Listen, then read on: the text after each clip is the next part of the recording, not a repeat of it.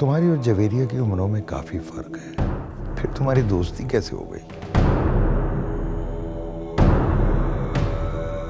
मैं कोई आपकी नौकरानी नहीं हूं कि बार बार आप लोगों के सामने चाय पेश करती हूँ। तुम्हें जवेरिया अल्ताफ याद है?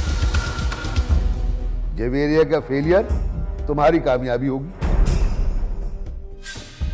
मेरा मतलब बहुत वाज़ेह कि मैं अब स्कूल नहीं जाऊंगी। जैसे ही तुम्हें मौका मिले।